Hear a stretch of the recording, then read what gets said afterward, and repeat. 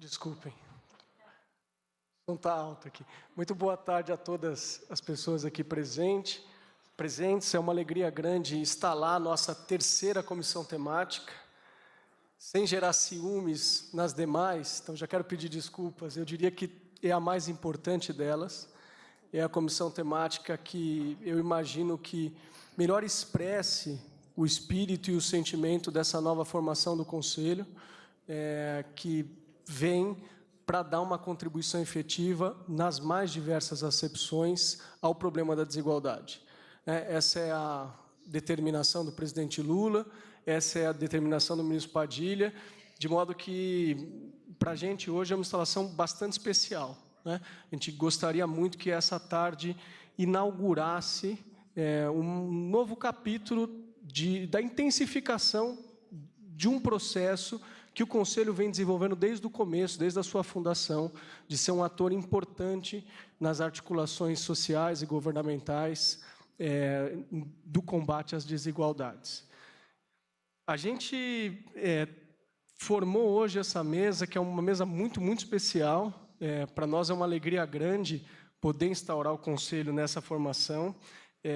E também, no mesmo sentido, é uma alegria perceber o engajamento dos nossos conselheiros, das nossas conselheiras com essa temática, Eu não tenho esses números precisos, mas seguramente é a comissão temática que está mais prestigiada de partida. Nós somos hoje cerca de 150 pessoas aqui, 70 pessoas presenciais, 78 pessoas que estão conectadas conosco de forma híbrida.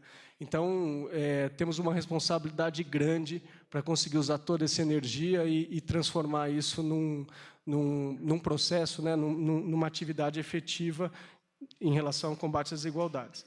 A gente, antes mesmo de agradecer às nossas ministras e passar a palavra para o ministro Alexandre Padilha instalar a reunião, eu gostaria de projetar, a gente preparou um filme rápido, um vídeo muito rápido, para marcar essa inauguração, e aí vamos começar, depois da participação de uma conselheira que vai fazer uma rápida fala, vamos começar a reunião. Por favor, se pedindo ajuda aí aos nossos companheiros da equipe para projetarem o vídeo.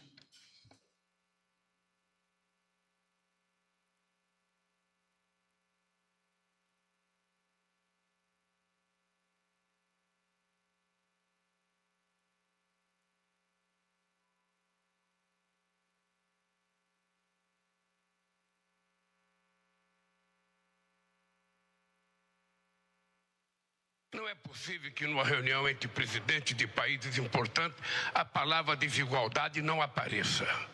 A desigualdade salarial, a desigualdade de raça, a desigualdade de gênero, a desigualdade na educação, a desigualdade na saúde.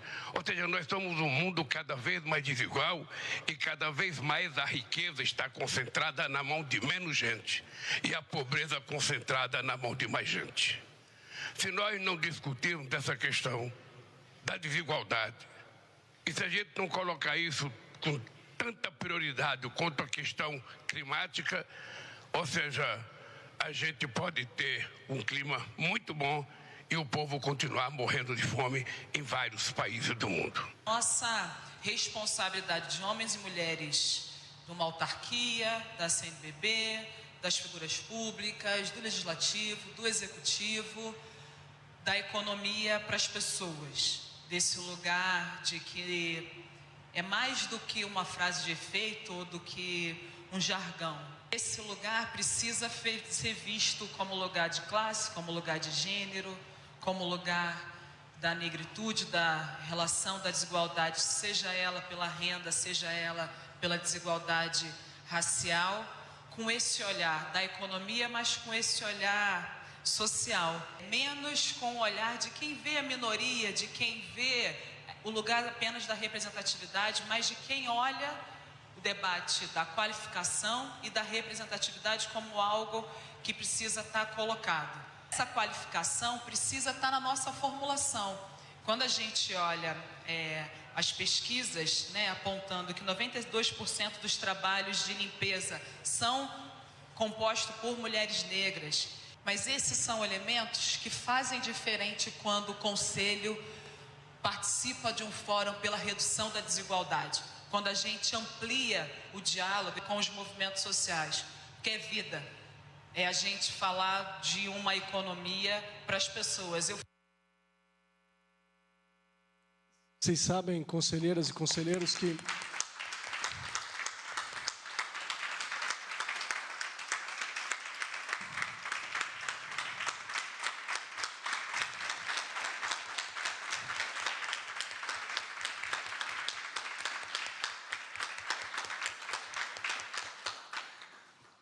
ministra Aniele, essa reunião foi marcada há algumas... Eu sou chorão, não faço isso não, que a reunião acaba agora. Essa reunião foi marcada há algumas semanas e, por uma coincidência cósmica, marcada no dia do aniversário, né, da nossa Aniele, isso não foi planejado, nós não sabíamos. E aí, quando a comissão que organizou isso percebeu, e frente também às notícias da semana, nós achamos que era imperativo começar essa reunião com uma referência forte, né, da luta dessa mulher que faz falta no Brasil. Antes de passar a abertura do ministro Alexandre Padilha, eu queria franquear a palavra a uma conselheira nossa, Rosângela Hilário, que vai falar em nome da coordenação do Conselho em relação à nossa Aniele. Rosângela, por favor.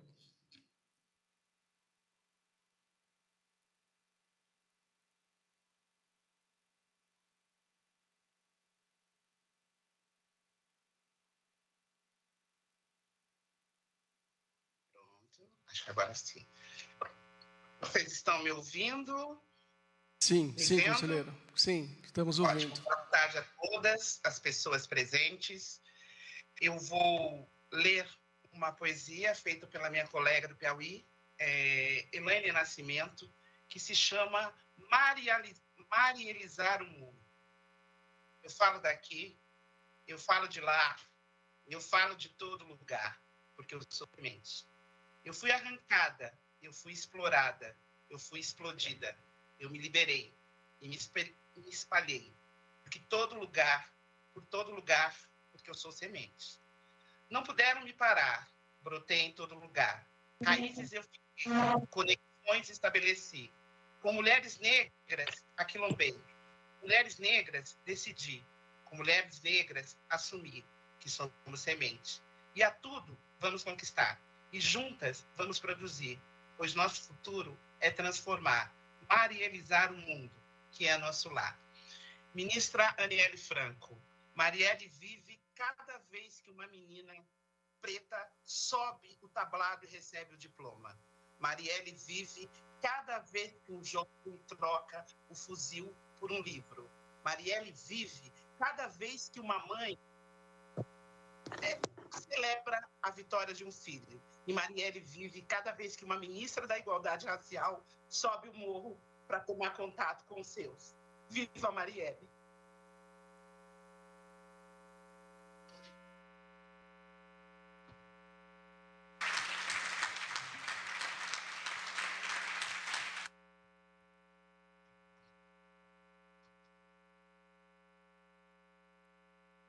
Passamos à instalação formal da comissão com o ministro Alexandre Padilha. Ministro. Boa tarde a todas e a todos. E agradecer muito, né, tantas conselheiras e conselheiros que estão aqui junto conosco, presencialmente, centenas de conselheiras e conselheiros que estão nos acompanhando virtualmente aqui.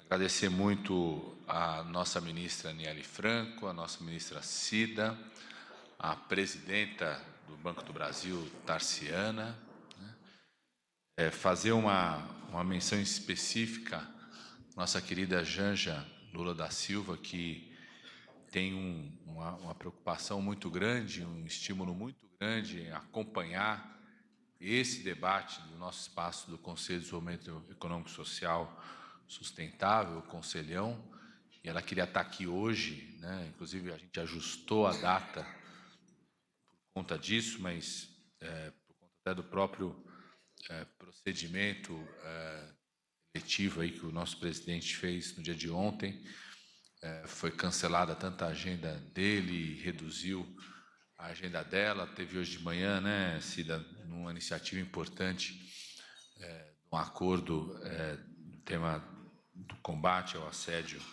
feminino hoje, um conjunto de ministras e ministros, e ela ia acompanhar também, como quer acompanhar, essa Câmara Técnica específica, como outras câmaras e grupos de trabalho do Conselho. Não pôde estar entre nós hoje à tarde, mas reafirmou o desejo, a vontade, o estímulo de estar aqui.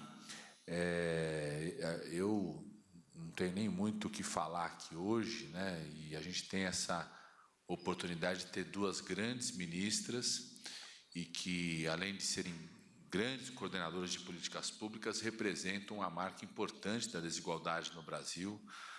Como todas e todos sabem aqui, a gente não custa nunca em repetir, né, que a desigualdade no Brasil tem cor, tem raça, tem gênero. Então, para nós é uma alegria, Cida e Aniele, a gente poder abrir essa Câmara Técnica com a palavra das nossas duas ministras, como também uma alegria de, pela primeira vez, o Banco do Brasil, que junto com os Correios, são as duas empresas mais antigas do nosso país, ser presidida por uma mulher, nesse momento, no nosso Banco do Brasil. Eu quero só relembrar a todas as conselheiras e conselheiros aqui que quando nós, em 2009 e 2010, eu, na época, também coordenava aqui o Ministério das Relações Institucionais e, por conseguinte, também coordenava o Conselho de Desenvolvimento Econômico e Social, nós abrimos um desafio para o conjunto de conselheiras e conselheiros naquele momento, de qual que tinha que ser a agenda estratégica do país, dizíamos qual que deveria ser o conjunto dos esforços da sociedade brasileira, dos governos, das instituições, para que a gente pudesse sustentar aquele ciclo histórico de crescimento que o Brasil estava vivendo. O Brasil estava vivendo pela primeira vez na sua história um período onde três coisas aconteciam ao mesmo tempo: crescimento econômico, redução da desigualdade e saúde das contas públicas, responsabilidade fiscal. O Brasil já tinha vivido momentos de muito crescimento econômico, mas aumento da desigualdade e deterioração das suas contas públicas. Tinha vivido momentos de ajuste das contas públicas, mas aprofundamento da desigualdade e redução do crescimento. E é a única vez na história do Brasil onde as três coisas aconteciam ao mesmo tempo. A gente estava vivendo naquele momento. E o debate do Conselhão, qual que tinha que ser a agenda do país, os grandes temas, grandes iniciativas, a chamada agenda estratégica para o país, para sustentar aquele ciclo histórico do crescimento. E o consenso de todos os conselheiros e conselheiras na construção daquela agenda é que o principal obstáculo para sustentar um ciclo histórico de crescimento no nosso país era o enfrentamento da desigualdade. Então, nós estamos aí, né? Isso aconteceu em 2010, 13 anos depois, voltando a ter o Conselhão, e a alegria e, ao mesmo tempo, o simbolismo da gente ver essa Câmara, essa comissão temática de combate à desigualdade, se é que tem o maior número de inscritos, envolvimento de todas e todas, né, e uma participação que, para nós, é muito efetiva. Vocês sabem que o espírito dessas comissões é a gente poder, de um lado, dar voz, né, possibilidade de posicionamento de vários atores, que são conselheiros e conselheiras do presidente da República. Então, o conjunto de temas, discussões, né, a gente leva ao presidente, chega ao presidente, em vários momentos o presidente vai poder participar junto com todo mundo aqui, né? Tem um papel muito importante de acompanhar e aconselhar, interagir com políticas públicas que o governo federal já vem desenvolvendo a partir da liderança do presidente da República. Então, por isso, a gente tem muita alegria de ter duas ministras que coordenam, além dos seus ministérios, coordenam uma agenda dentro do governo. Então, tem uma oportunidade muito grande de interagir sobre isso.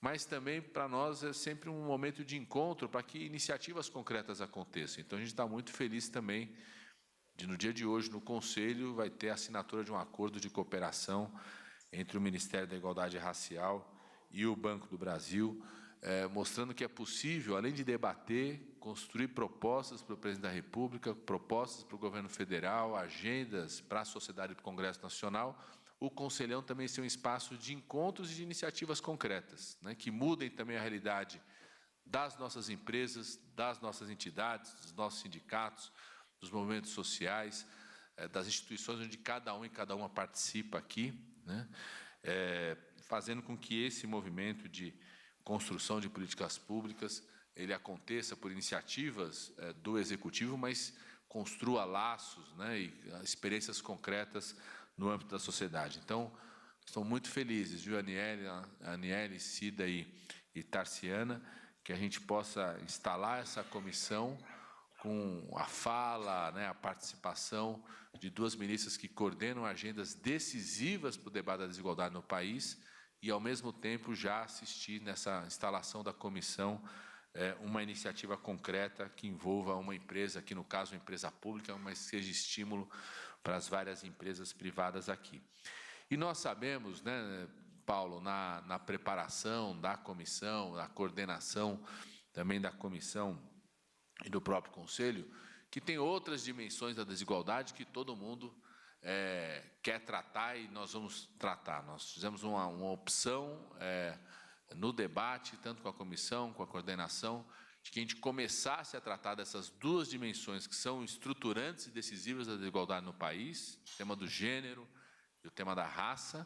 A gente sabe que tem outras dimensões, né? Tem dimensões regionais, então, que a gente também, hoje, como parte do nosso trabalho, a gente constitua também uma agenda de trabalho da comissão para que a gente trate das outras dimensões. Tem a questão regional, tem a questão das pessoas com deficiência, está aqui o Wolf Costa, do Instituto H. Costa, que desde o começo falou, tem que tratar, né? Tem que tratar do tema das pessoas com deficiência, né?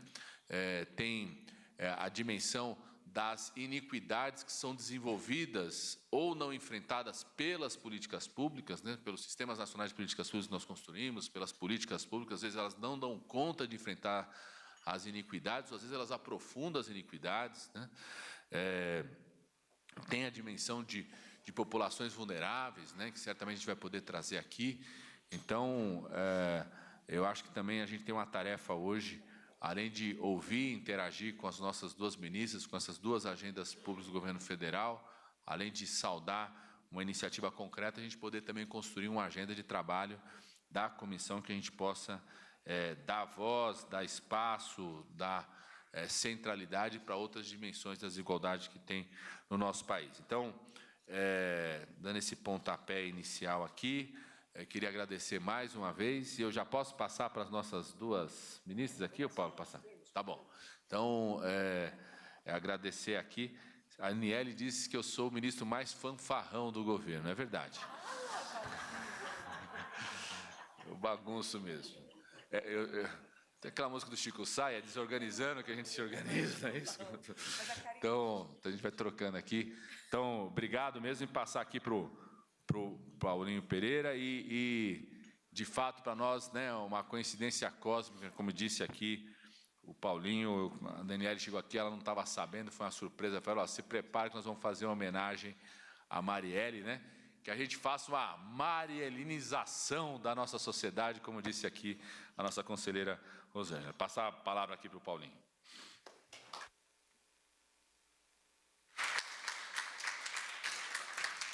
Como vocês sabem, as comissões temáticas, ministras, são um espaço que tem sido sempre instaladas, né, com uma apresentação do governo.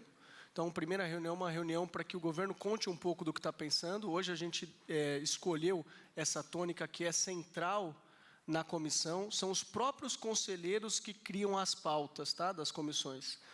As tônicas das inclusões, né, de gênero e étnico-raciais, mas outros temas aparecerão. O Wolf tem desenvolvido um outro assunto conosco, por exemplo, então isso tudo vai aparecer hoje. Então, a ideia dessa primeira reunião é que as senhoras falem um pouquinho, né, das políticas, e a partir da segunda reunião, conselheiros e conselheiras, a ideia é que a comissão crie um grupo de trabalho e decida como ela vai incidir até o próximo pleno, quando ela vai apresentar os resultados desse trabalho para o presidente da República na reunião com todos os conselheiros. Mas nessa reunião especificamente, a gente teve a oportunidade de celebrar a construção de duas ações, né?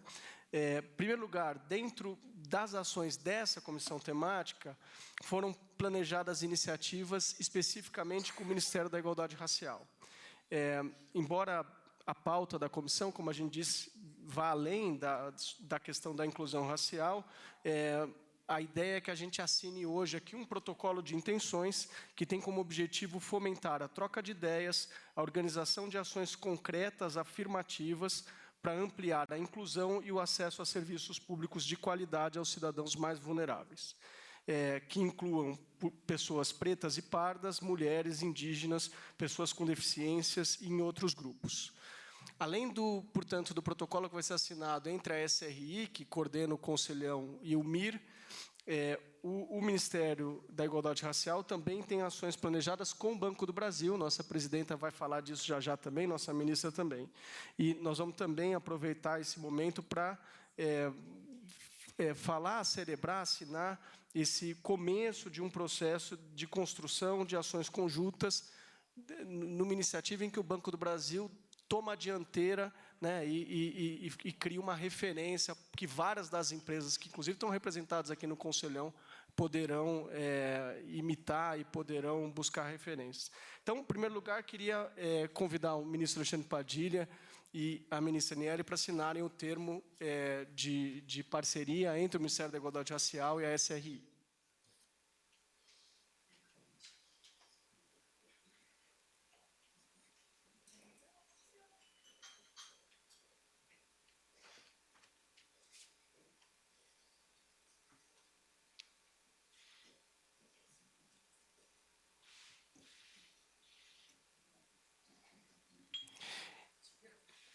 Foto.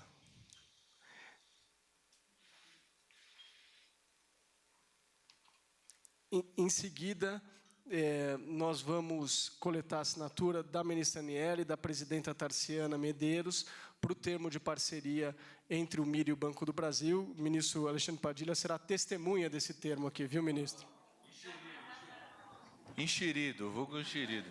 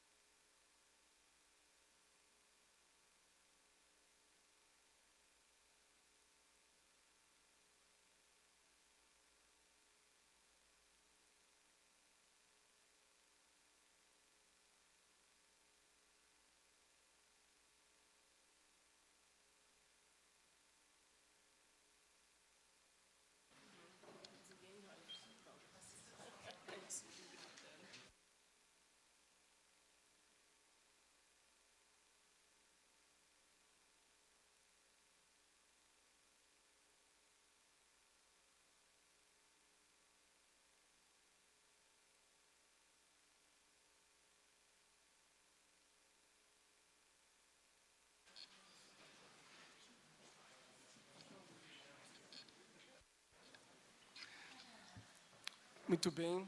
Eu passo imediatamente a palavra para a nossa ministra das Mulheres, Cida Gonçalves, que vai iniciar as exposições aqui. Obrigado. Boa tarde.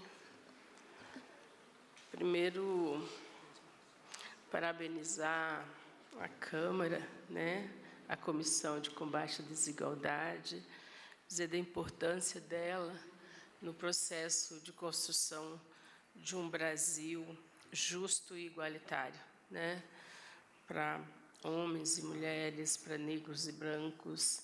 Então, quero parabenizar o Conselhão, parabenizar a comissão, dizer que o Ministério está à disposição de vocês, né, para a gente formular, para a gente pensar. Está aqui a secretária de Autonomia Econômica, Rosane Silva, do Ministério, né, e efetivamente nos colocar à disposição. Eu queria agradecer ao ministro Padilha, né, pelo convite, né, o nosso secretário também pelo convite, e dizer que eu estava falando para o secretário Padilha que 10 minutos eu só abro a boca, né? Então eu vou tentar ser meio disciplinada. Algumas coisas, como os conselheiros vão falar depois, as conselheiras, eu vou ficar disciplinadamente a tarde inteira aqui, aí a gente vai, né, se falando. Na verdade, sim. Primeiro, eu queria dizer do primeiro grande passo para combater a desigualdade de gênero, que é a criação do Ministério das Mulheres. Eu acho que isso é o primeiro grande ato do presidente Lula, a instalação do Ministério, eu acredito que a Aniele vai reafirmar isso, mas do Ministério da Igualdade Racial e do Ministério dos Povos Indígenas, né? Eu acho que são 3 grandes marcos para a gente poder, de fato, enfrentar as desigualdades. Porque, para enfrentar, nós precisamos reconhecer que elas existem, né? E reconhecer que elas existem significa estabelecer elas como prioridade. E a gente tem feito um debate no longo dos anos, tanto os movimentos quanto as academias, sobre a questão de como é que você visibiliza e você trabalha as questões de gênero no país.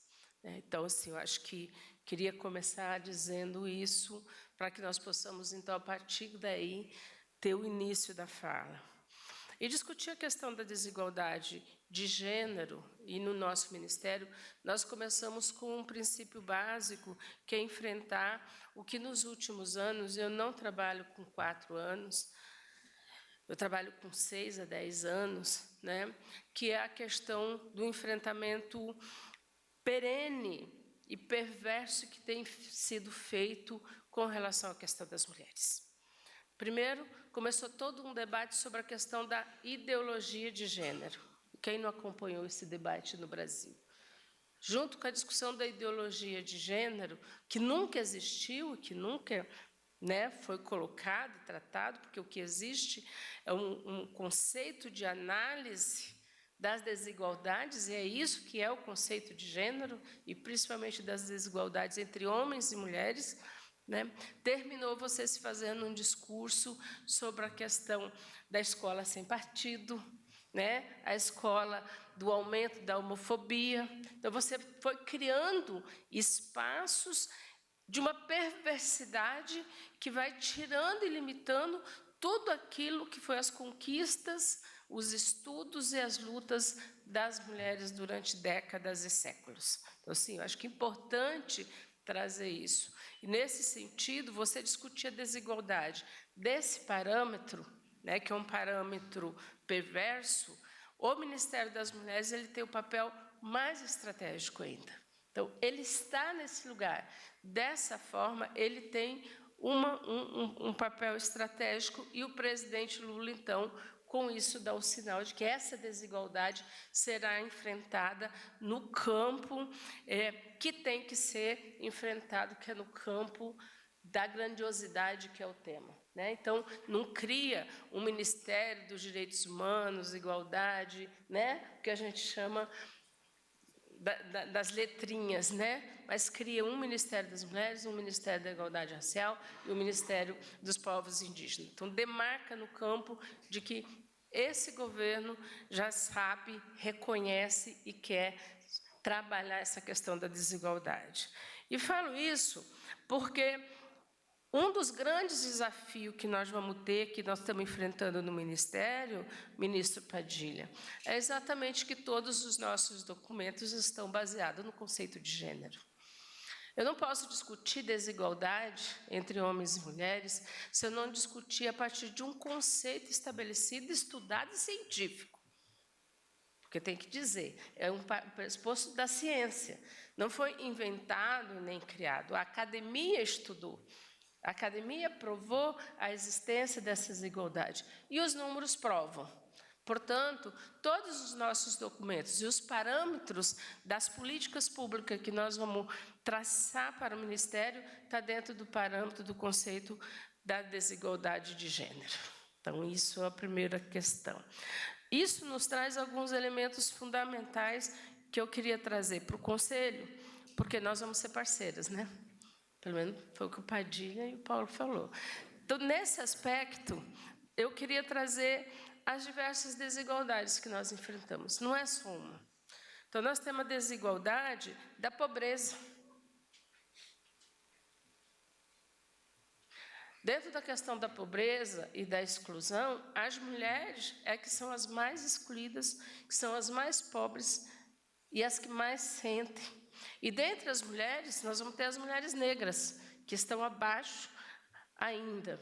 Então, assim, não vou trazer os números, falei que eu falo demais, então nós estamos aqui, isso daqui tudo é número, tá? Eu posso colocar à disposição, mas eu não vou tratar os números, mas eu queria dizer que tudo que acontece, o principal problema termina se recaindo sobre as mulheres. Se você for discutir a pobreza, a partir da pandemia, nós vamos ter, em 2019, as mulheres na taxa de desocupação eram 9,5%. Em 2022, nós passamos a ser 11,6%. Então, na taxa de desocupação, de desemprego, as mulheres são as primeiras a serem demitidas, as mulheres são as primeiras a serem excluídas do mundo e do mercado de trabalho. Tá? Então, essa é uma questão muito forte. A segunda é a da fome. Você não pode discutir a fome no Brasil se você não discutir e não incluir as mulheres na questão, nesse quesito. Porque os dados que nós temos da fome é que a grande maioria são mulheres, 37% mães solos, portanto, são mulheres que estão criando seus filhos sozinhas e sem condições efetivamente de criá-los e sem estar no mercado de trabalho ou no mundo do trabalho, né? Se a gente quiser trabalhar, né, as MEI, o microempreendedorismo é o mundo do trabalho, não só o mercado. Então, nós precisamos trabalhar com essa perspectiva e com esse olhar da desigualdade. E nós vamos ter um outro elemento dentro da desigualdade, que é a questão do próprio mundo de trabalho. Então, no mundo de trabalho, as mulheres trabalham 22 horas a mais que os homens na semana e ganham menos que os homens. A desigualdade salarial está colocada, está dada. Então, esse é um dado importante. Mas nós vamos ter outro elemento que tem que ser tratado e pensado dentro do que estabelece a desigualdade. É o que eu estou chamando da questão da misoginia. Não tem como você discutir a igualdade, ou você discutir democracia, ou você discutir qualquer outra questão de inclusão das mulheres se você não enfrentar a misoginia. E eu vou dizer por quê. Porque desde quando eu assumi o ministério, as perguntas que são me feitas, seja pelos jornalistas ou por quem quer debater a política pública para as mulheres, ela tem sido, mas ministra, aumentou o índice de violência, aumentou o feminicídio, aumentou o estupro, aumentou, e só aumentou. Nesses 6 meses, nós paramos para analisar, antes de lançar qualquer política, o que é esse aumentou. Então, nós avaliamos que, de um lado, nós temos um país que, efetivamente, desde 2012, 2013, quando surgiu o Black Bloc, um país que vem assimilando um discurso de ódio, que vem endurecendo no discurso de ódio, do ódio racista, sexista, homofóbico, classista. Um ódio que foi aumentando de uma forma que é autorizado, aí eu vou deixar a panela, a matar os negros com um tiro perdido, né? E deixa as mães. Mas as mulheres se autoriza o feminicídio. Portanto, o ódio que está nas ruas, na intolerância, ela vem para dentro de casa. Portanto, está autorizado. E quando, em 2018, tem a eleição, o mandatário maior autoriza de vez, porque as falas, eles são exatamente nessa perspectiva, e eu não vou reproduzir a fala que a gente vivenciou esses 4 anos. Portanto, estudando isso, essa forma com que a Organização do Brasil teve de comportamento societal e o aumento das violências, assim como o aumento da desigualdade, nós chegamos à conclusão que não só no Brasil, mas no mundo, nós estamos vivendo uma crise de misoginia, que é o ódio contra as mulheres. Portanto, se nós temos esses 2 problemas que são graves no país, esses têm que ser os 2 eixos de atuação do Ministério. E é a partir daí que nós vamos traçar todos os processos políticos a serem estabelecidos. Se, de um lado, nós queremos discutir, estabelecer a questão da igualdade, nós precisamos estabelecer ela a partir de um parâmetro que seja um parâmetro real. Então, dentro da igualdade, nós temos um desafio que nós acabamos de sancionar, a Lei da Igualdade Salarial. Quais são os desafios da Lei da Igualdade Salarial, que eu acho que vocês querem ouvir bastante? Mas depois eu vou trazer um que é para agora, para agosto, tá, Padilha? Não é para daqui a um ano, não. Então, que é a questão... Eu acho que a gente tem desafios. O primeiro é porque a Lei da Igualdade, é importante a gente dizer que ela é um marco referencial diferenciado. Eu trabalho que ela é como a Lei Maria da Penha, de 2006. A partir dela, nós temos um outro parâmetro de igualdade salarial no país.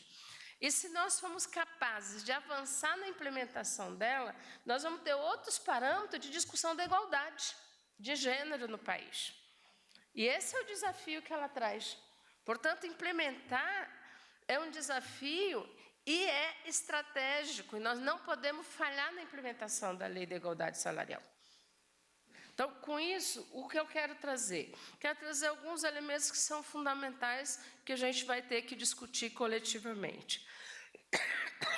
A gente tem que estabelecer os dados e as informações dos relatórios que vão ter que serem apresentados pelas empresas. Nós temos que discutir a questão da transparência que a lei coloca e a multa. Mas nós não podemos estabelecer isso como simplesmente um decreto. Isso precisa ser pactuado. Num país que está em conflito permanente, que nós herdamos e em 6 meses, todos nós sabemos que nós temos conflitos permanentes, discussões, eles precisam ser pactuados. Precisam ser pactuados com os empresários, precisam ser pactuados com os trabalhadores e precisa ser pactuado entre o governo. Então, nós temos aí a tarefa de falar com as empresas. Nós precisamos convencer as empresas. Porque a lei, ela traz um elemento que é fundamental, porque quando ela traz a questão do relatório e da transparência, ela diz também, mesmo sem dizer, que nós precisamos mudar a cultura organizacional das empresas. E aí eu tenho dito, Padilha, que é das empresas e do governo, não pode ser só das empresas privadas. Nós precisamos mudar a cultura comportamental frente à questão da desigualdade. Então, vamos discutir a questão da desigualdade salarial. Se as mulheres trabalham 22 horas a mais que os homens, né, segundo a pesquisa do uso do tempo, nós ainda temos um outro elemento, porque não é só receber o salário igual quando nós entramos. Como é que nós vamos ter ascensão aos cargos de chefia? E eu tenho dito em público, e vou dizer aqui de novo, porque não é só uma questão de desqualificação da mulher, porque a gente fala assim, ela precisa ser qualificada, treinada. Não, ela é muito bem qualificada, ela é muito bem treinada, ela pode exercer o cargo de chefia. Ela tem um problema, que o cuidado ainda está sob a responsabilidade dela. 5 horas, ela tem que ir, estou acabando, ela tem que pegar a criança no mercado, na creche. Nós não rediscutimos os critérios da creche. Ela ainda é responsável pelos doentes. Então, nós temos que discutir a implementação da Lei da Igualdade Salarial, mas, junto com elas, algumas questões que são fundamentais para que a igualdade aconteça. E, por fim, que eu preciso falar da misoginia, eu acho que a gente tem um outro desafio, que é enfrentar o ódio desse país. O presidente Lula tem dito para a gente, em todas as reuniões de ministro, que nós precisamos reconstruir e unir o país, que a gente precisa reconstruir, construindo cidade, as pontes, né? Eu sempre digo no meu discurso, o presidente diz que tem que voltar às obras. O Jader começou a fazer Minha Casa Minha Vida. O Renan foi fazer estrada, né? A gente está reconstruindo. Mas existe uma outra reconstrução que precisa ser feita, que são os nossos ministérios que vão fazer, que são as relações humanas desse país. Nós precisamos rediscutir as condições das relações entre homens e mulheres, entre negros e brancos. Nós precisamos estabelecer outro parâmetro civilizatório para o Brasil. Portanto, nós precisamos enfrentar a misoginia. Sem isso, nós não vamos estabelecer um novo parâmetro civilizatório. Então, nós vamos lançar, agora em março, Eu já lancei a nível nacional, agora a gente vai concretizar uma marcha, uma campanha, uma jornada. As pessoas dizem para mim que não posso falar marcha, Padilha, porque marcha é do movimento. Mas para mim é uma marcha, que é a marcha contra a misoginia nesse país. Nós precisamos, quem é contra a violência contra a mulher, contra o racismo, você não pode simplesmente dizer que você é contra, você tem que ter posição.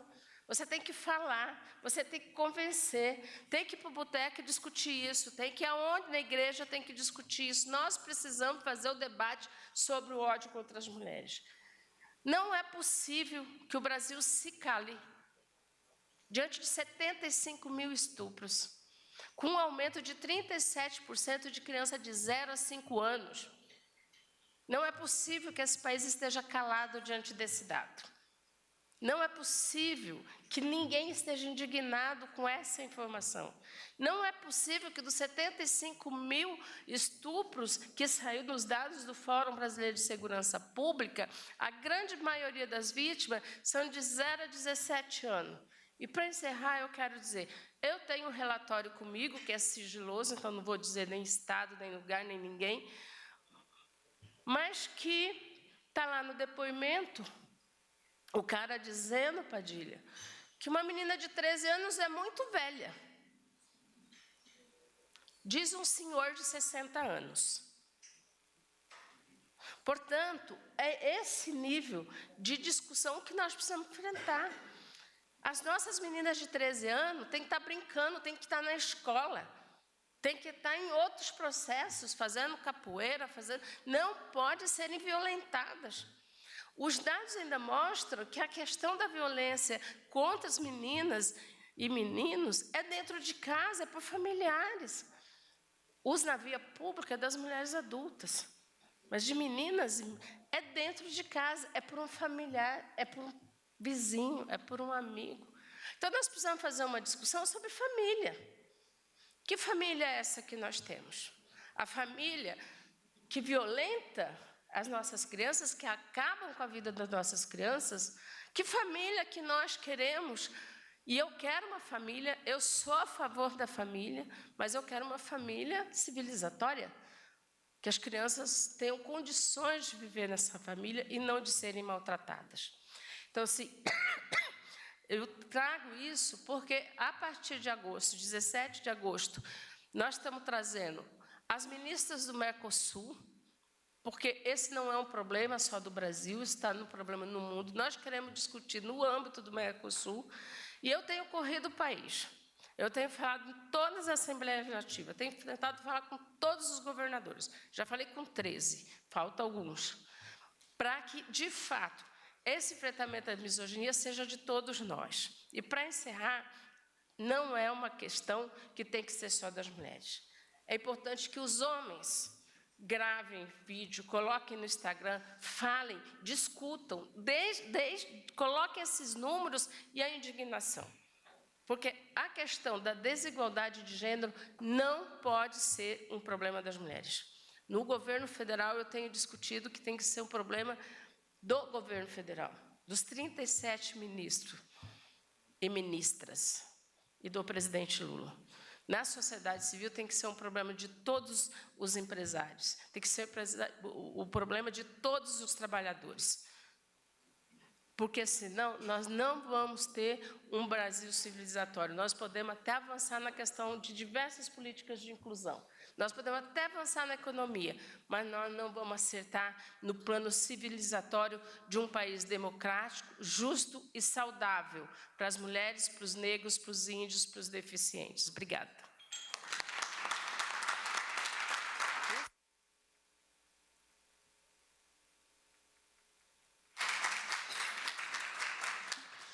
Obrigado, ministra.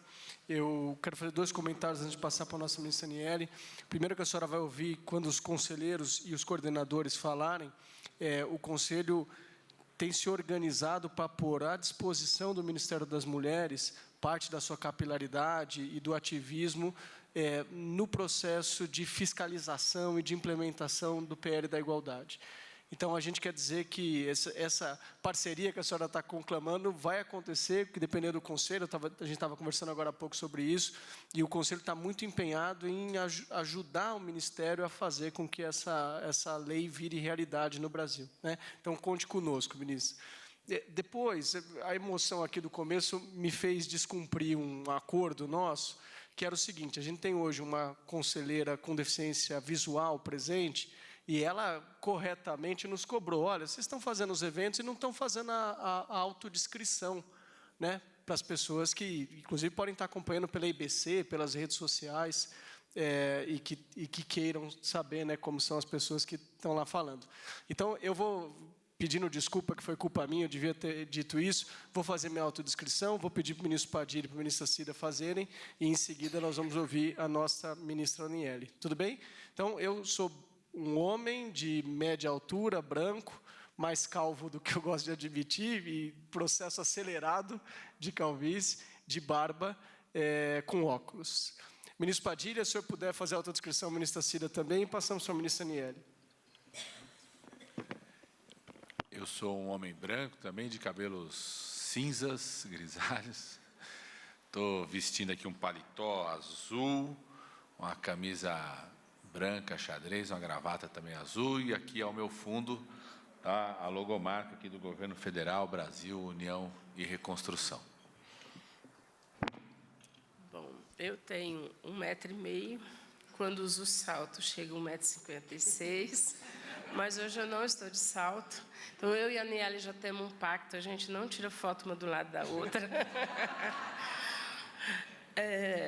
Sou um pouquinho gordinha, o cabelo é preto, mas está pintado meio loiro, tá? Uso óculos, estou com uma blusa azul, um blazer vermelho e um echarpe também com umas listas vermelha e bege. Boa tarde a todas, todos e todes. Então, começando pela minha autodescrição, eu sou uma mulher negra, não falarei a minha altura, em respeito aos meus amigos que me antecederam, certo, Padilha. Mas estou com um blazer verde, uma blusa preta, um cordão colorido, cabelos cacheados com mecha dourada, mel e preto. Bom, primeiro agradecer esse espaço, saudar o ministro Alexandre Padilha, minha companheira de trabalho, Aparecida Gonçalves, à frente do Ministério das Mulheres, minha outra companheira, que eu sempre digo a ela que eu tenho muito orgulho de falar, que ela é a primeira presidenta mulher do Banco do Brasil nesses mais de 200 anos e que é minha amiga, e a gente tem construído coisas muito bonitas. Dizer para vocês que hoje, em especial, nesse dia, que bom que calhou de estar certo nesse dia 27, com pessoas aqui, diversas pessoas a essa mesa, com as quais eu já sentei, já conversei durante o ano. Hoje está sendo um dia muito emotivo, né? Meu pai e minha mãe já amanheceram me emocionando no dia de hoje, e eu brinquei com a Marcele, que falou: como é que você está? Eu falei: ainda não parei. E aí o vídeo fez eu parar e me emocionar, além do evento de hoje cedo. Bom, falando um pouco do nosso trabalho, quando nós encontramos, né, que a antiga CEPIR, que então passa a ter o status de Ministério da Igualdade Racial, a gente literalmente encontra ali uma terra arrasada, né, desde as questões financeiras até as questões de políticas públicas que estavam sem os investimentos necessários. Porém, com muito trabalho, e eu fortaleço as palavras da Cida na questão da reestruturação desse ministério, tanto o nosso quanto do Ministério das Mulheres, mas a gente foi obrigado a listar, e muitas pessoas que estão aqui sentaram conosco lá no Ministério da Igualdade Racial vão se lembrar, nós fomos obrigados a listar as emergências, visto que somos 57,6% da população, mas todos os dias nós nos deparávamos, né, e ainda nos deparamos ainda hoje, com emergências que acontecem. Então, desde o 1º de janeiro até aqui, na verdade, um pouco antes ainda, vou citar alguns exemplos para vocês de sentar com a CONAC para falar desse assunto que é tão importante para o país como um todo, mas que o presidente sempre cobra e sempre fala, que são as questões quilombolas. Então, o acesso, o direito à terra. Não poderíamos pensar somente no acesso, a gente precisava pensar também em como que a gente continua e estabelece vida digna para essas pessoas. Então, pensar um plano nacional de titulação, obviamente, porém, o que levar para essas populações? Então, água, educação, cultura, esporte e etc. Então, é por isso que no dia 21 de março, a gente entrega um pacote pela igualdade racial, que foi assinado aqui no Palácio, pelo presidente Lula, juntamente com diversos outros ministérios, então, que vai desde o Aquilomba Brasil até a caravana Juventude Negra Viva. Como vocês sabem bem, nós ainda somos o país que mata um jovem negro a cada 23, 25 minutos, e a gente precisa enfrentar e combater o genocídio como esse problema de segurança pública. Então, é por isso que a caravana contém Secretaria-Geral, Ministério da Justiça e tantos outros ministérios. Paralelo a isso, as primeiras reuniões que nós fizemos foi tanto educação quanto saúde. Então, é a primeira vez que a gente tem uma coordenação voltada para a saúde da população negra. Aqui, eu gostaria de abrir um parêntese e agradecimento, né, para a ministra Nízia, mas não somente por ter essa coordenação, mas também por todo o esforço que tem sido feito desde falarmos sobre violência obstétrica com mulheres negras. Vocês devem ter acompanhado nesse último ano, teve um caso muito marcante, muito difícil.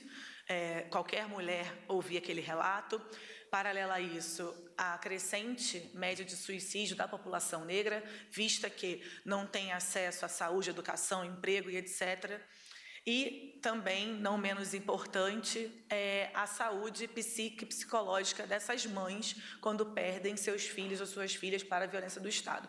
Então, quando nós estivemos no Rio de Janeiro, há 2, 3 semanas atrás, agora não me recordo exatamente o dia, eu já tenho falado isso repetidamente, que uma das falas que foi menos pesada, para vocês terem uma noção ali, foi de uma mãe que disse que recolheu os ossos do seu filho com um saco de lixo, tendo perdido seu filho para a violência do Estado.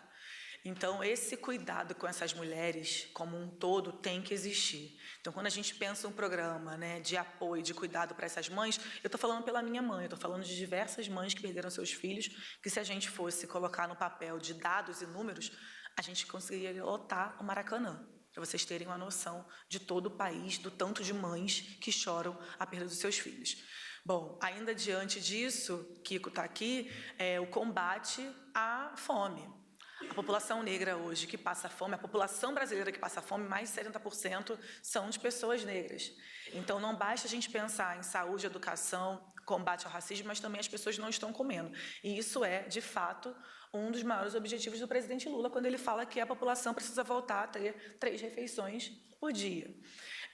E, por outro lado, a gente também encontra um país que estava sem nenhum respeito à credibilidade vista dos últimos 6 anos desde o golpe internacionalmente.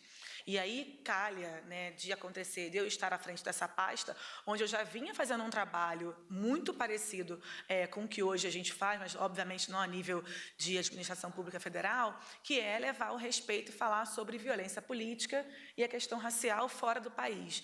Então, a gente se posiciona contra o caso do Vini Júnior, a gente atende mulheres lá em Portugal e na Espanha, inclusive com a presença da Janja, para debater sobre tudo que essas mulheres têm enfrentado. E, ao mesmo tempo, a gente assina acordos históricos, como foi esse na semana do Dia da Mulher Negra Latino-Americana e Caribenha, com a vice-presidenta França Marques, que é a primeira presidenta negra da Colômbia. Vice-presidenta, quem sabe um dia presidenta, desculpa. Porém, com a presença de mulheres da América Latina inteira, do mundo inteiro, combatendo e falando desse dia importante. Bom, tendo dito tudo isso, eu acho que tem um outro assunto que hoje, como nós tivemos aqui a assinatura com o Tarciana e com o ministro Padilha, que eu espero que também, né, a gente consiga ter mais acordos como esse, pensando na empregabilidade dos nossos jovens e das nossas jovens negras. Porque não adianta a gente pensar em como chegar, mas não pensar em como nós fazemos para permanecer ou fazer com que essas pessoas permaneçam nesses lugares. a gente está enfrentando dados e exemplos nesse país muito críticos, porém, com o presidente agora e com o governo federal que está enfrentando de frente e, ao mesmo tempo, criando condições concretas para que essas coisas saiam do papel. Eu fiquei muito feliz, né, Vitor, da gente se reencontrar e ele falar, olha, o intercâmbio a gente vai fazer, a bolsa de estudo a gente vai fazer. Então, tem diversas empresas aqui que a gente já tem trabalhado e o Banco do Brasil tem sido esse parceiro, né, aqui na pessoa da Tarsi, dessa valorização e dessa ressignificação, mas também da gente conseguir tirar do papel. Bom, eu estava listando algumas coisas importantes do que nós já fizemos, obviamente tem muitas outras coisas, e eu não podia deixar de falar de 2 programas e dos lançamentos recentes de julho. Então, nós estávamos na Bahia, inclusive a secretária Marcia Lima está aqui, estávamos lá com o Ronaldo, com a Ieda, do Abre Caminhos para o combate ao racismo religioso, né? Então, nós estamos rodando o país inteiro para ouvir essas lideranças. Por outro lado, nós lançamos agora também recentemente a Bolsa de Estudos de Pós-Doutorado Sanduíche e Doutorado Atlânticas, com parcerias, né, com diversos outros ministérios também, mas num total de quase 8 milhões para mulheres negras, ciganas e quilombolas. Acho que uma bolsa nunca antes sido feita. Aproveito aqui a Márcia e a Ana para agradecer. E na segunda-feira, para fechar o Julho das Pretas, a gente vai estar no Maranhão também, com os caminhos americanos. Então, tem sido assim um trabalho incansável, porém um trabalho muito gratificante.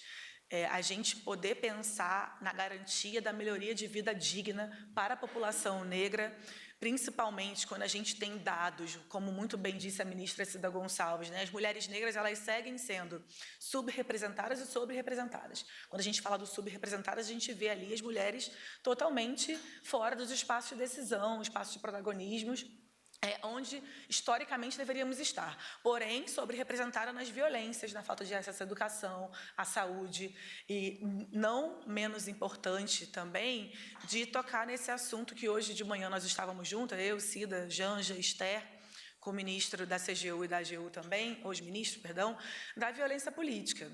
Então, quando a gente tem um congresso que a gente sabe que vai ser preciso esse diálogo, porém as mulheres se encontram em algumas situações, né, que as pessoas insistem em dizer que aqueles lugares não são para elas, a gente também está aqui, no mesmo tempo, no Conselhão, para poder debater isso no próprio dia 27. Talvez, se daqui a 6, 7 anos atrás, nós pudéssemos ter falado sobre violência política, a minha irmã poderia estar viva. E a gente poderia estar hoje, né, com mais uma representante desse governo, onde quer que ela, enfim, tivesse vontade de estar. Acho que esse é um breve resumo do que a gente tem feito até agora. Acho que são quase 7 meses de trabalho com muita seriedade, com muita transparência. A gente sempre está postando e divulgando todo o trabalho, né? As pessoas brincam comigo do corre da ministra, mas eu acho que foi a maneira da narrativa que a gente encontrou de nos comunicarmos com a população, seja ela, né, todas as classes possíveis e impossíveis.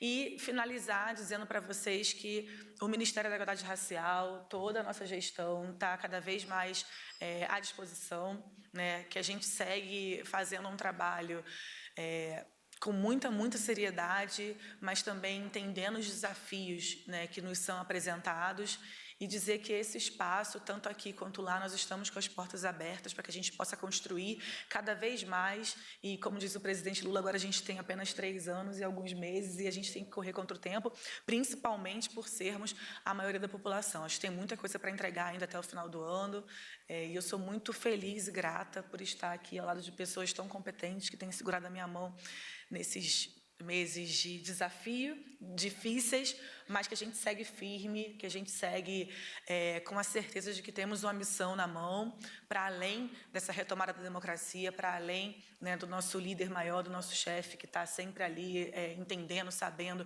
e nos impulsionando, dizendo que podem contar conosco, que estaremos aqui à frente. E vou pedir desculpa também, porque eu tenho um voo às 5h15 da tarde e vou precisar me retirar, mas queria deixar essas minhas palavras antes de sair. Pedir desculpa também, amiga, por sair antes da sua fala.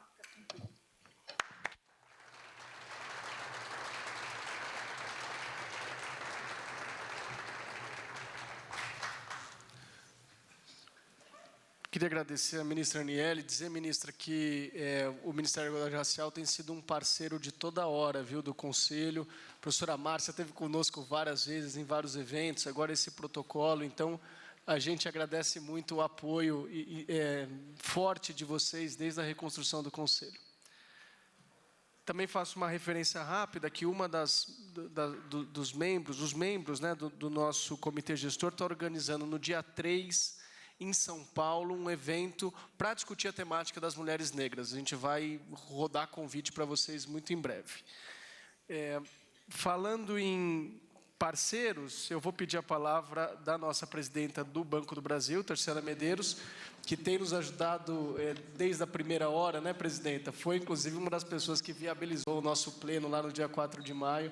Então, a gente, com muito carinho, recebe a senhora aqui na instalação dessa comissão temática. Por favor, presidenta. Muito obrigada. Boa tarde a todos, todas e todes.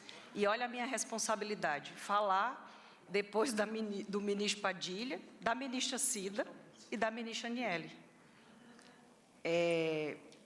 Fica complicado, não é? E olha só, mas eu preparei aqui algumas palavras e eu vou acompanhar o que eu preparei, porque o tema diversidade, inclusão e equidade é tão importante que eu não posso esquecer nada, eu não posso esquecer de falar para vocês tudo que a gente se preparou aqui para trazer.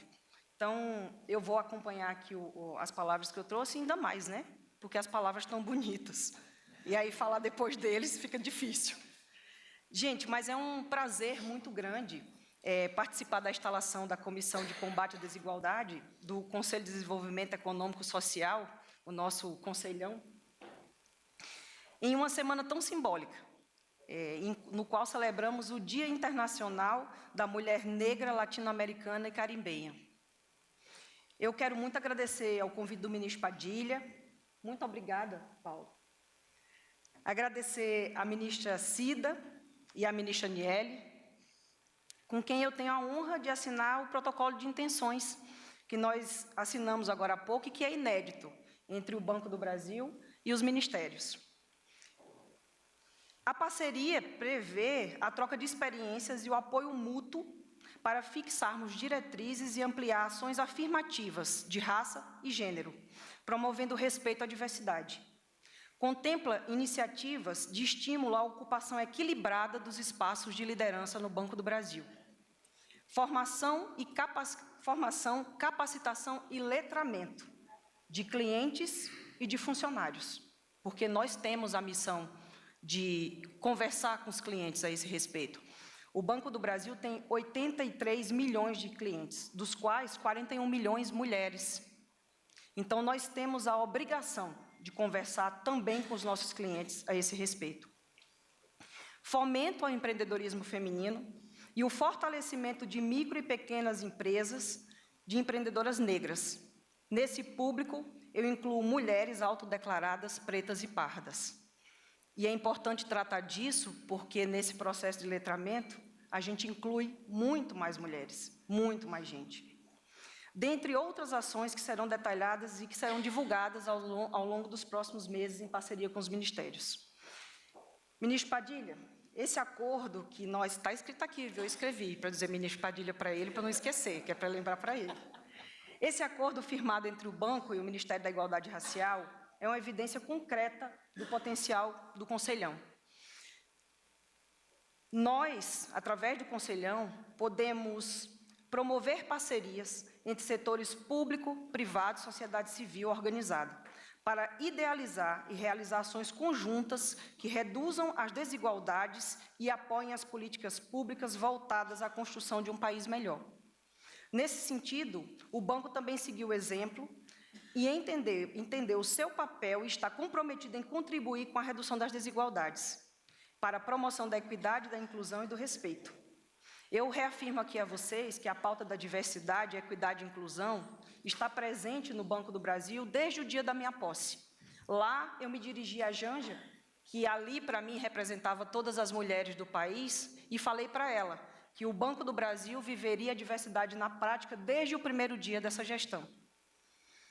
Em março, no Dia Internacional da Mulher, nós lançamos o nosso programa de diversidade, que tem por objetivo acelerar a transformação cultural para todos os nossos públicos de relacionamento. E aqui eu falo de funcionários, clientes, fornecedores e acionistas. Criamos um comitê estratégico de pessoas, equidade e diversidade, estrutura de governança dedicada ao tema vinculado ao Conselho Diretor, no mesmo nível de relevância e priorização do Conselho de Crédito do banco. Eu gosto sempre de citar que está no mesmo nível do Conselho de Crédito para que a gente saiba a importância desse tema para o Banco do Brasil. Esse comitê é um fórum deliberativo interno e multidisciplinar, que concretiza iniciativas em prol da diversidade e de avanços quanto ao tema entre os funcionários do Banco do Brasil. Também já inauguramos o nosso primeiro Conselho Consultivo de Diversidade, Equidade e Inclusão, que tem como objetivo ouvir a sociedade civil, o mercado e o governo para discutir como o BB pode atuar interna e externamente. Nesse assunto, a primeira temática abordada pelo nosso comitê consultivo foi a causa LGBTQIAPN+.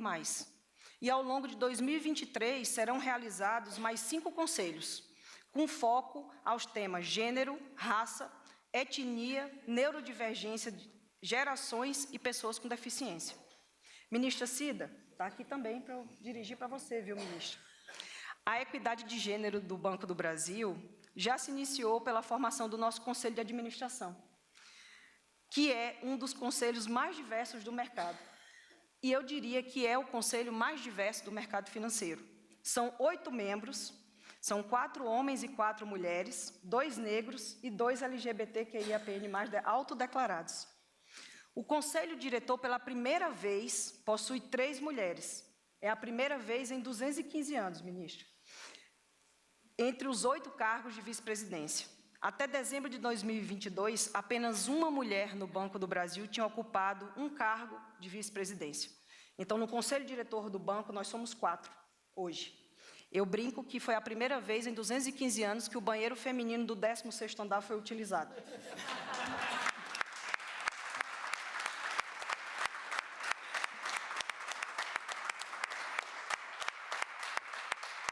Mas as ações não param por aí. A exemplo do presidente Lula, que nomeou mulheres ministras, criou os ministérios da Igualdade Racial, o Ministério das Mulheres, o Ministério dos Povos Indígenas, me nomeou e nomeou a colega Rita Serrano como CEO do Banco do Brasil e da Caixa Econômica. Além disso, desde o início do ano, nós nomeamos 6 mulheres para ocupar cargos de direção e gerência geral de unidades estratégicas do banco. Foram 11 vagas, 6 mulheres nomeadas. E como a ministra Cida muito bem colocou, as mulheres já estavam prontas, preparadas. Precisava de oportunizar, de ir lá e nomeá-las. Elas já estavam prontas. O atual programa de ascensão de executivos do Banco do Brasil selecionou 34 mulheres entre 60 aprovados. O último programa, ministra, tinha aprovado 25% de mulheres. Então, o nosso programa de 2023, a nossa edição 2023, já foram 34 mulheres entre 60 aprovados. E, mais uma vez, as mulheres estavam prontas. Igualdade de oportunidades para pessoas que tinham as mesmas condições. Mas ainda não estamos satisfeitos e vamos continuar avançando para que a equidade de gênero seja ainda maior em todos os níveis hierárquicos do Banco do Brasil. Para isso, continuamos atuando em parceria e contando com o apoio dos ministérios. Aqui era para eu falar para a ministra Aniele, mas está gravada, ela vai assistir depois. Cadê Márcia? Ah, Márcia, vem para cá. Márcia, é verdade, Márcia, que nós já avançamos no quesito de equidade de gênero no Banco do Brasil. Mas nós ainda temos um desafio enorme para garantir a diversidade racial nos cargos de liderança. Desde o início da sua gestão, à frente do Ministério da Igualdade Racial, a ministra Aniele tem sido uma protagonista incansável na busca e concretização de iniciativas que reduzam as desigualdades existentes na nossa sociedade. Embora nós estejamos aqui hoje assinando esse protocolo de intenções, essas conversas começaram em janeiro desse ano. Então, é um marco, o dia de hoje é um marco para nós. Como não podemos mudar o passado, nós temos a obrigação de não esquecê-lo, de jeito nenhum, de transformar o presente e de construir um futuro melhor para as próximas gerações, com mais igualdade e mais respeito à diversidade. Sabemos que o banco tem um papel social importantíssimo, não apenas fornecendo apoio financeiro, mas também ao dar a oportunidade aos grupos que historicamente estão à margem da inclusão. Eu, que sou uma mulher nordestina, negra, tenho muito orgulho de levar esse debate para dentro do banco. Em seus mais de 214 anos de história, que sempre esteve na esteira do crescimento e do desenvolvimento do país. Eu quero agradecer a oportunidade de concretizarmos aqui essa parceria que nós selamos hoje e parabenizar as equipes técnicas do MIR e do Banco do Brasil, que trabalharam muito, que vêm trocando experiência todos os dias e buscando caminhos e criando soluções para que a gente consiga alcançar os objetivos desse protocolo de intenções. Nesse sentido, uma série de ações concretas e afirmativas já estão planejadas, como, por exemplo, o nosso programa de estágio de estudantes e o programa de menor aprendiz do Banco do Brasil, com o objetivo de incrementar a entrada de jovens negras em situação de vulnerabilidade social. Essa ação se dará por intermédio de parcerias com organizações não governamentais que atuam diretamente com esses grupos menorizados. E aqui estamos falando de menorizados por serem tratados de forma menor, não por serem minorias. Também temos ações por meio do nosso coração social, a Fundação Banco do Brasil. Aproveito para agradecer o Cleiton, que está aqui conosco, presidente da Fundação, e a todo o time da Fundação que está aqui presente, pelo apoio incondicional, profissionalismo e comprometimento com os quais se dedicaram na construção das ações que compõem essa parceria com o MIR.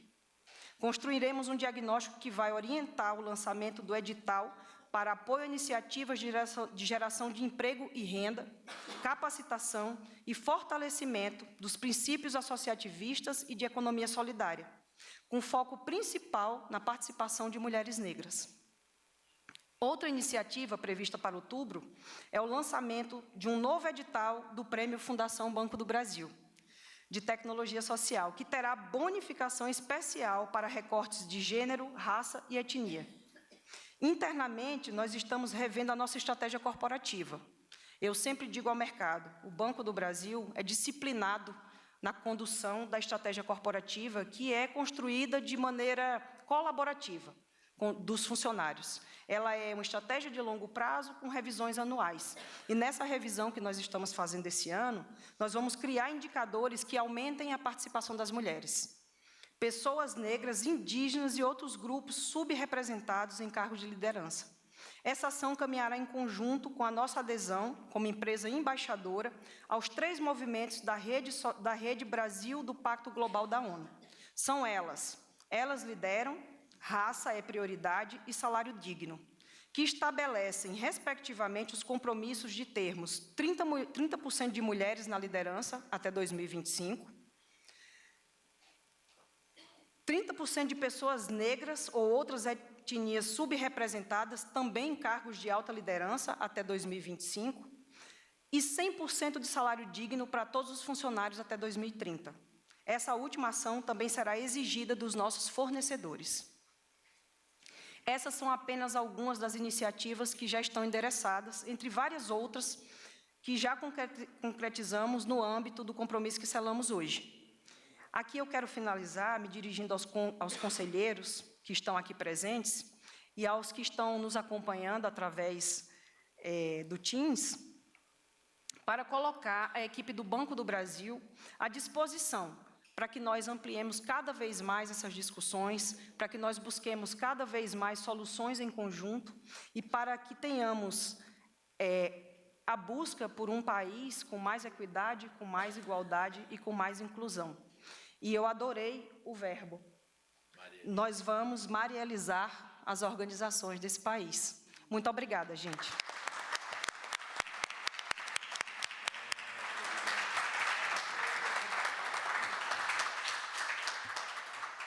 Muito obrigado, presidenta. Vou pedir para a palavra voltar para a senhora, só para a senhora fazer a autodescrição. Ah, me perdoe, verdade. Olha, sou uma mulher negra, de altura média, cabelos curtos, cacheados, estou de roupa preta, atrás de mim tem o painel com o símbolo do governo federal. Ao meu lado, o ministro mais fanfarrão... Não, brincadeira. O ministro Padilha e a Márcia Lima. Muito bem, obrigado, presidente. Nós vamos imediatamente seguir as falas dos conselheiros coordenadores. Eu quero agradecer a presença do ministro Alexandre Padilha, que vai ter que nos deixar já, então já deixo o agradecimento antecipadamente, ministro. A gente vai ter 3 blocos muito rápidos agora, dos grupos que foram escolhidos entre os coordenadores. Em seguida, a gente vai abrir palavra até o limite do nosso tempo. Para inscrição, quem eventualmente esteja vindo a primeira vez pode não saber, numa reunião do Conselho, nós temos QR Codes espalhados pela mesa, e o pessoal virtual também tem acesso. Então, quem quiser falar, é só clicar lá no QR Code, se inscrever. Quando a gente for passar para as palavras depois da fala dos coordenadores, a gente vai ter uma lista lá na tela de quem se inscreveu, tá bom? E vamos ouvir no limite das nossas forças aqui.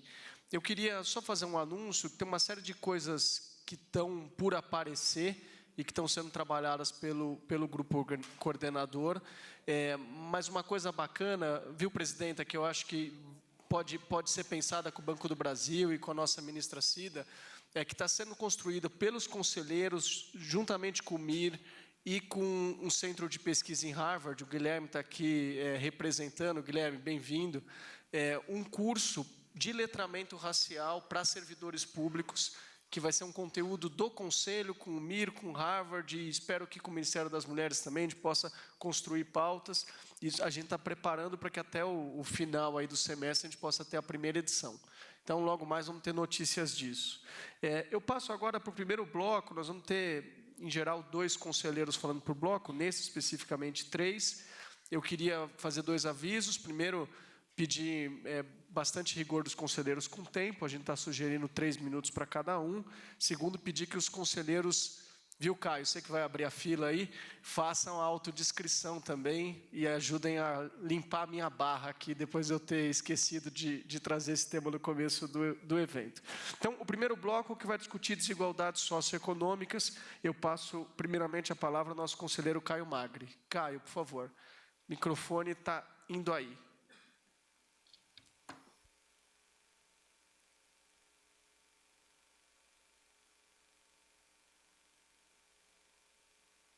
Alô, obrigado. Bom, boa tarde a todas, a todos, a todes. Me autodescrevendo, eu sou um homem branco, idoso, barba, uso óculos, barba grisalha, cabelos grisalhos, estou com um paletó cinza, uma camisa azul, e tenho muitas pessoas sentadas aqui atrás de mim. E são amigos, companheiros, parceiros que estão aqui.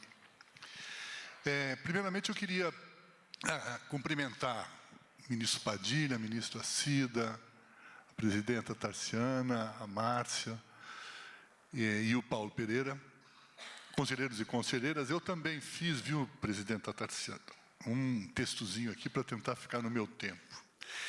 Eu acredito que a instalação dessa comissão temática marca um momento de assumirmos juntos compromissos e responsabilidades para combater as desigualdades no Brasil.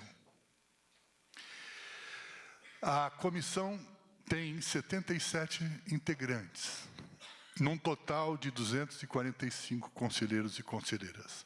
Por isso, eu entendo que uma das tarefas iniciais, fundamentais, seja a sensibilização, a mobilização e o engajamento de todos, todas e todos, conselheiros, para o combate às desigualdades, materializando aquilo que o secretário Paulo Pereira disse da importância e a prioridade da agenda.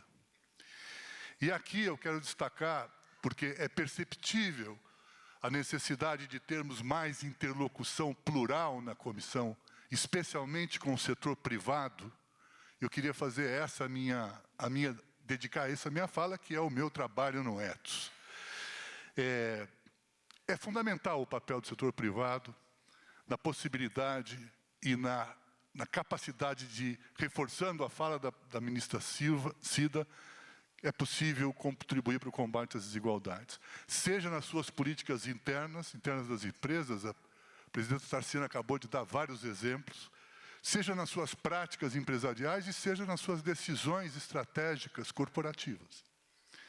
Rapidamente, eu quero citar duas políticas que são estratégicas para as empresas para contribuir no combate das desigualdades. A primeira, estamos aqui num dia muito interessante, ministro Padilha, porque de manhã cedo a Caixa Econômica Federal celebrou um protocolo de intenções com a Secretaria-Geral da Presidência da República, Ministério da Igualdade Racial, Ministério da Mulher, Ministério dos Povos Indígenas, para implementar comissões e comitês regionais de promoção de diversidade e inclusão, com uma inovação. Esses comitês terão a participação de lideranças sindicais, de dirigentes sindicais, trazendo para dentro do movimento sindical uma conexão fortíssima com essa agenda.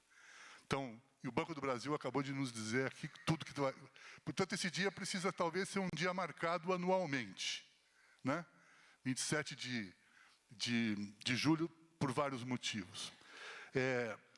E eu queria, então, as ações afirmativas, né, é uma das formas mais importantes de se conseguir avançar nessa questão que envolve a promoção da diversidade e a cuidado de combate às desigualdades.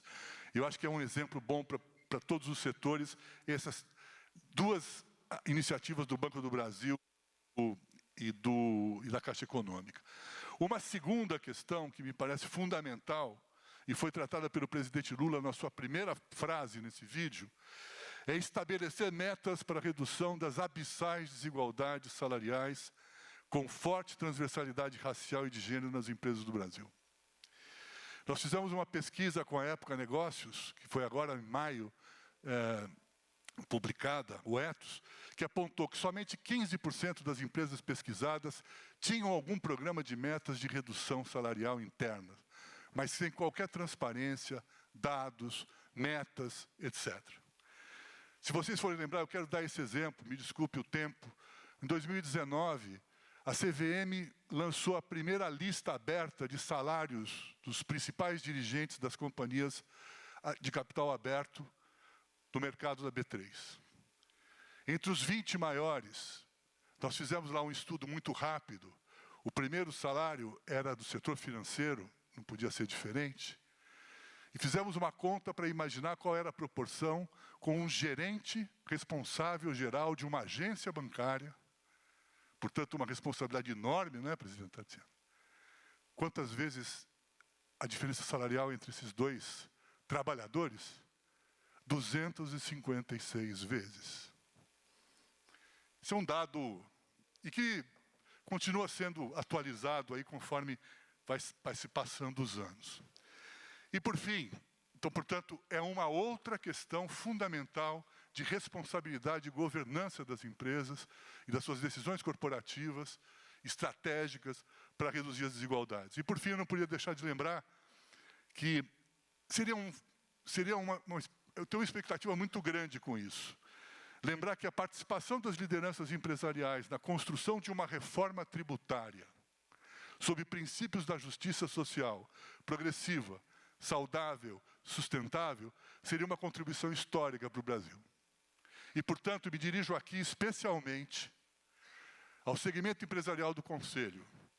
Qual será a nossa atuação e escolhas no debate nacional na mais importante fase da reforma tributária no Brasil?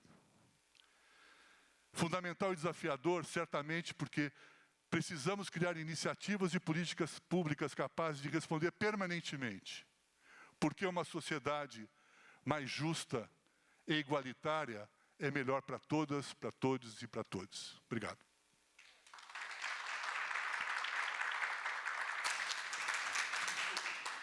Obrigado, Caio.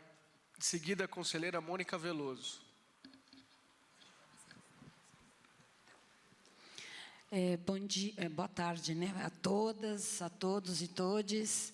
Meu nome é Mônica Veloso, eu sou uma mulher de 1,50 m e alguma coisa, quando estou de salto também, viu, ministra Cida? Negra, eu uso os cabelos alisados, eu estou com uma roupa preta e branca, embora eu não seja corintiana, mas gosto muito da nação. Eu queria aqui parabenizar o nosso conselho, em nome do Paulo, a todos os nossos conselheiros, essa comissão, que tem trabalhado muito aí entre o Valmir e a Tatiana, que estão cuidando bem da gente ali, a gente perturba bastante eles. Ministra Cida, ministro Padilha, a Márcia, que agora está aqui no lugar da nossa ministra Aniele, e a Tarciana. Uma satisfação, uma alegria muito grande poder estar aqui com vocês hoje. Eu ia pôr meu temporizador, mas não pus, aí a Ana cuida disso para mim, por favor, Ana, pelo amor de Deus. Então, eu acho que essa comissão, como já foi dito, ela é mais que fundamental. Quando a gente fala das desigualdades, a gente tem que olhar para aquilo que é a inequidade que está posta, infelizmente, no nosso país, e que precisa ter um recorte de gênero para que a gente possa pensar a agenda transformadora. Então, não basta só a gente discutir, ou pensar aquilo que vai trazer a igualdade, mas os mecanismos que vão criar isso, de fato, dar, de fato, uma concretude de política de Estado.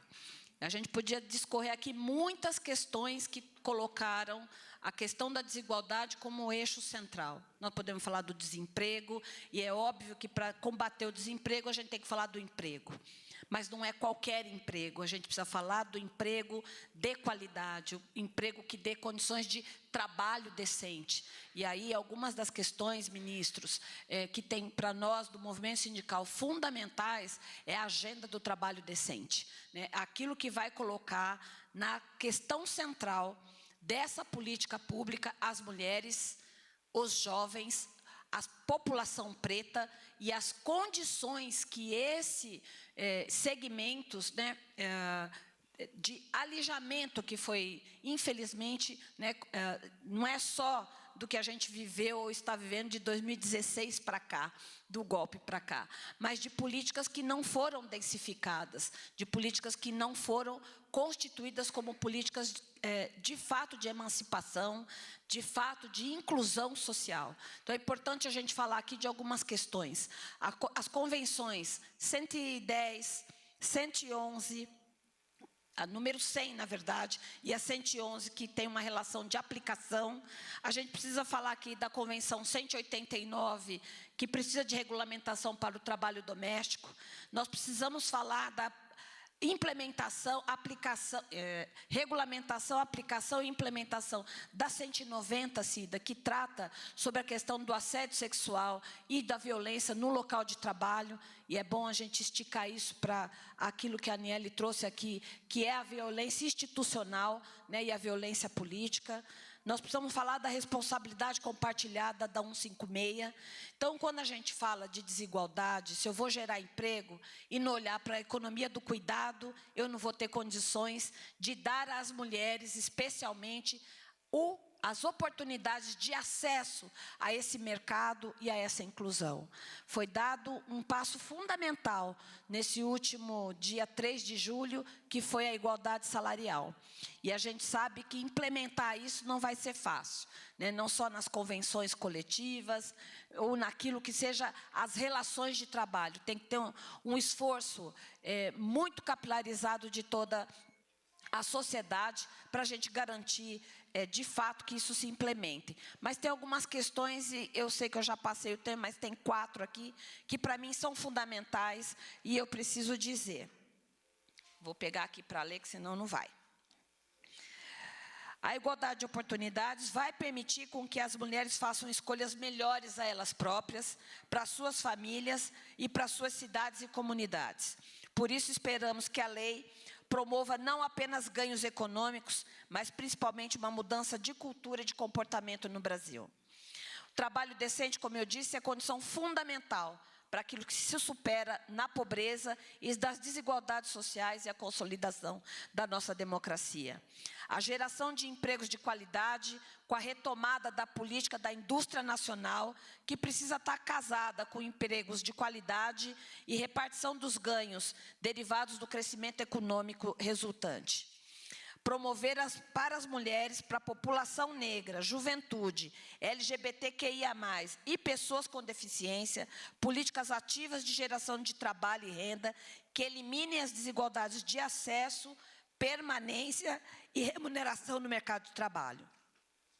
Favorecer a entrada dos jovens no mercado de trabalho, garantindo ocupações que atendam aos critérios do trabalho decente, conciliação entre trabalho, estudo, vida familiar e social, em especial, obviamente, aos jovens que enfrentam maior vulnerabilidade social.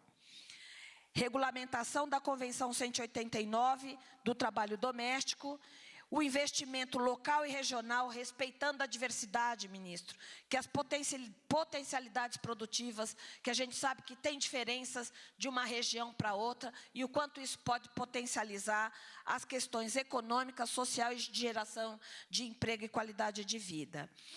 Por último, a gente precisa pensar aqui também naquilo que dê as condições de implementar políticas intersetoriais para a proteção integral de mulheres refugiadas, imigrantes legais e ilegais, porque são essas mulheres que batem as portas dos setores públicos, também do movimento sindical, mas que não tem, né, por causa dessa situação de irregularidade, o apoio necessário para que, a partir da ação sindical, ela também possa ter acesso às políticas públicas de emancipação, democracia e cidadania para essa população.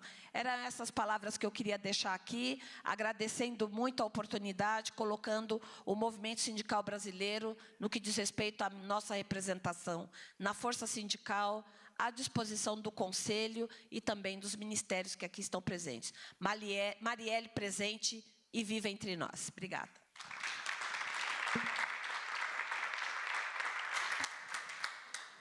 Obrigado, conselheira. Eu passo a palavra imediatamente ao senhor Oded Gragil, não sei se eu pronunciei certo, acho que não. Gragé. G. Muito bem. Oded, você tá, Oded é um quadro histórico, um aliado de longa data do Conselho, ele está conosco virtualmente. Palavra é sua, Oded, por favor. Bom, boa tarde a todas e todos. Muito obrigado pelo convite. Eu sou homem branco, idoso, cabelo branco, barba branca, camisa azul e no meu fundo está a biblioteca da minha casa em São Paulo. Eu agradeço o convite, ministro Padilha, sua equipe, Paulo, Valmir, Tatiana.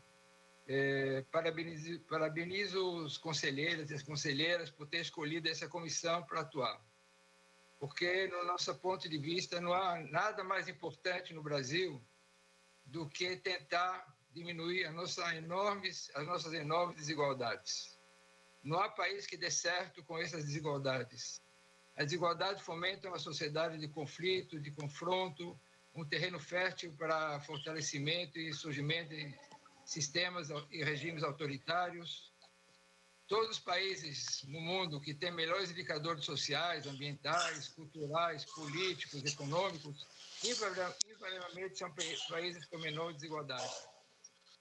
Não há país que tem enorme desigualdade, que dê certo, que tenha realmente qualidade de vida para todos os seus habitantes. Então, sonhar com um país melhor, sem reduzir a desigualdade, é um sonho de uma noite de verão. Nesse sentido, dezenas de organizações da sociedade civil se reuniram para lançar o Pacto Nacional pelo Combate às Desigualdades. Esse pacto será lançado no dia 30 de agosto desse ano, e no lançamento nós vamos apresentar primeiro o Observatório das Desigualdades Brasileiras, que foi construída com o apoio e a participação de dezenas de organizações e com a parceria com o SEBRAP. Nesse observatório vão ser abordadas 9 áreas: renda, riqueza e trabalho, saúde, clima e meio ambiente, desigualdade urbanas, acesso a serviços básicos, representação política, segurança pública, segurança alimentar. Nessas 9 áreas serão apresentados também 38 indicadores que mostram o estado de cada uma dessas áreas. Porque o indicador é a hora da verdade, a hora realmente que se concretiza o resultado das ações da sociedade e de governos. Esse observatório vai nos permitir, ao longo do tempo, observar e saber se as nossas desigualdades, no concreto, no real, estão aumentando ou estão diminuindo. Fora o observatório, vão ser lançadas a Frente Parlamentar de combate às desigualdades, com proposta de como o Congresso Nacional vai poder acompanhar as desigualdades brasileiras e empreender ações para reduzir e combater as desigualdades brasileiras. Vai ser apresentada uma pesquisa IPEC sobre as desigualdades brasileiras, como é que ela acompanha as desigualdades brasileiras. Vão ser lançadas cartilhas de como as empresas, de como os sindicatos, de como os municípios podem atuar para reduzir as desigualdades. Vai ser apresentado um mapa das desigualdades entre as capitais brasileiras e o lançamento de um prêmio para os municípios que mais se destacam no combate às desigualdades. Nesse lançamento ocorrerá no Congresso Nacional, dia 30, e pré-agendado no Palácio do Planalto. E a gente espera contar com a presença, com o prestígio do presidente da República, que desde a campanha até na sua posse e depois da posse no seu mandato, tem destacado o combate à desigualdade como principal ação do seu governo. E no bordo desse apelo que nós estamos lançando o Pacto Nacional pelo Combate à Desigualdade. E se vocês me permitem, acho que deve ser um desafio para a comissão colocar uma agenda em marcha, uma agenda que produza resultados concretos. E como o Conselho é um órgão consultivo da Presidência da República, esses indicadores que fazem parte do observatório, por exemplo, porcentagem da população em extrema pobreza, porcentagem da população em área de risco ambiental, porcentagem da população em habitação precária, enfim, todos esses indicadores podem se constituir numa agenda para a comissão e numa agenda para o Conselhão, reunindo especialistas, gestores públicos, sociedade civil, empresas, para cada um desses indicadores, como é que a gente faz para cada um desses indicadores, melhorar cada um desses indicadores. É uma ação concreta. Então, esses indicadores, essas áreas do observatório, acho que pode servir de agenda de trabalho para a comissão e para o Conselho. Era isso que eu gostaria de apresentar para vocês, em primeira mão. Espero que vocês participem e se apresentem. São todos convidados para o lançamento do Pacto, dia 30 de agosto, no Congresso Nacional, e a gente espera também no Palácio do Planalto. Muito obrigado.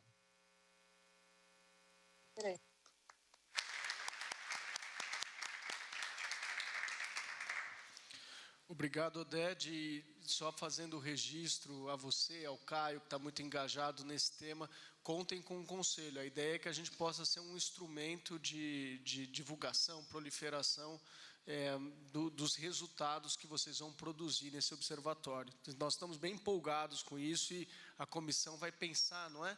Como é que nós vamos poder interagir os trabalhos. Nós temos mais agora 2 blocos com 2 conselheiras cada, e depois a gente vai coletar o que a gente conseguir de participações dos conselheiros. Segundo bloco, o bloco de igualdade racial, eu começo com a conselheira Alciele dos Santos. Por favor. Boa tarde, secretário Paulo. Boa tarde a todas e todos que estão participando dessa nossa reunião de instalação, assim como a Mônica. Sim, obrigada, Roseli. Assim como a Mônica, eu parabenizo a Tatiana e o Valmir pela organização da nossa reunião de hoje, por todo o cuidado conosco. Eu sou uma mulher preta, de 46 anos, estatura média, com cabelo black, num corte bem tradicional. Estou usando um conjunto de regata e blazer vermelho telha, e atrás de mim e ao meu lado estão companheiros e companheiras, conselheiros, conselheiras e militantes contra a desigualdade. Eu inicio minha fala olhando para Márcia Lima, que aqui está representando nossa ministra Aniele, dizendo que, para além da linda homenagem feita pela minha amiga conselheira Rosângela, há uma pauta que nos une, que é saber quem mandou matar Marielle. A gente precisa continuar a repetir essa pergunta, porque não há disseminação das desigualdades frente à violência política. E hoje nós estamos aqui num ato democrático e político. Ministra Cida, Márcia, ministro Padilha, Tarciana, eu vou destacar na minha fala fazendo toda a devida deferência aos conselheiros que me antecederam e a importância de nós termos dados e uma agenda de trabalho, assim como olhar para o mundo do trabalho, o mundo do emprego, eu vou trazer 2 pontos que entendo ser cruciais para responder a pergunta que nos orienta no Conselhão. Quais gargalos temos que transpor para combater a desigualdade? Um ponto muito importante é o ponto da educação, mas não qualquer educação. Como professor, eu falo da educação transformadora, da educação que educa para ler a palavra e para ler o mundo. E, para isso, a gente precisa acionar novamente um alinhamento por parte do governo federal para formar uma mesa de diálogo social entre os diferentes atores, governos, legislativo, judiciário, universidades, escolas, terceiro setor e população em geral, porque educação transformadora